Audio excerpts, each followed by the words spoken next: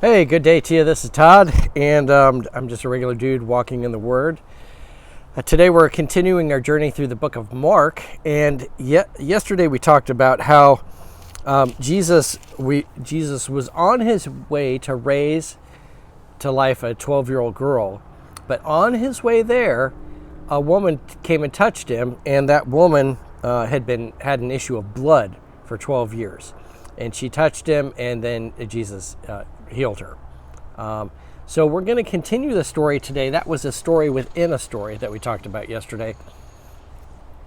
Today we're going to continue. We're going to look at the big story here with Jairus' daughter. So I'm going to read. We're going to pick up in chapter 5 of Mark, starting at verse 21, and then I'll stop, and then we'll skip ahead to the end of the chapter. All right. It says this: when Jesus had again crossed over by boat to the other side of the lake, a large crowd gathered around him while he was by the lake. Then one of the synagogue leaders named Jairus came, and when he saw Jesus, he fell at his feet. He pleaded earnestly with him, "My little daughter is dying. Please come and put your hands on her so that she will be healed and live." So Jesus went with him. Okay?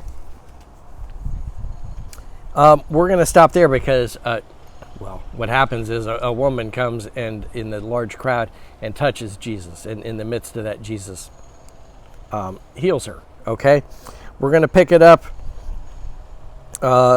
in verse 35.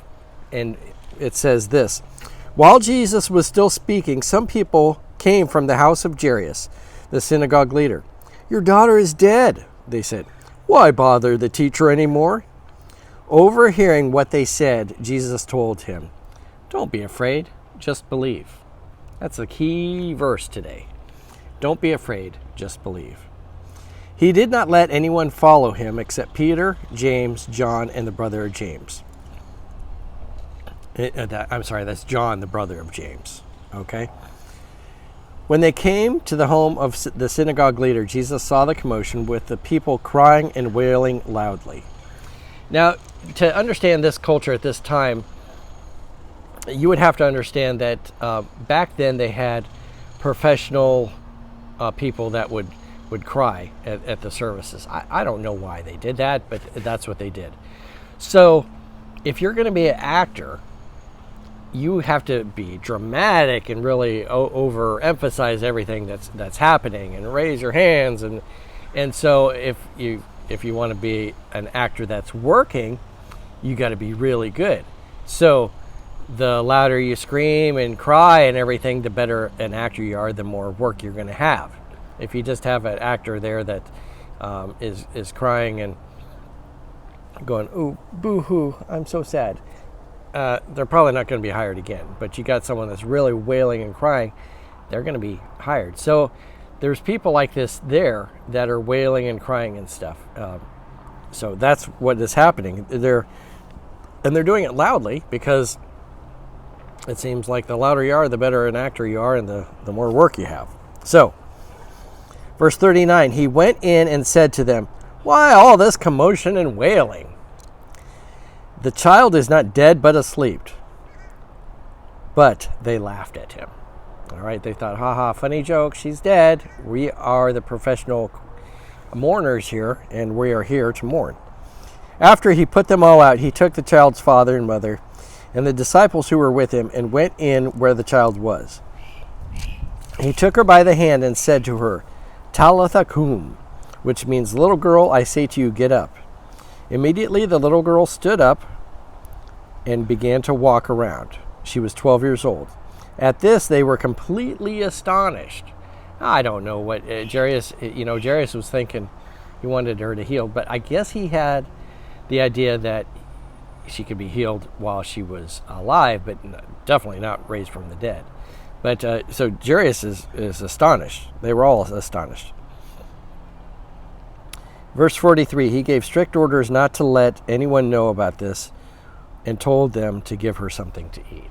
So he said, take care of her now. She's well. She needs some food to eat. What I want you to see from this whole passage is this. Jesus says in verse 36, he said, overhearing what they said, Jesus told him, He's talking to Jairus. Don't be afraid, just believe. So in this day and age, we have a lot of fear. There's a lot of things that we're fearful of. One of the things is the COVID-19 crisis. Am I going to get sick? Is my grandmother going to get sick? And what's going to happen to her? And so forth. So there's a lot of fear. But Jesus is saying, don't be afraid, just believe. All right. We need to have faith, and we need to believe that he can do that.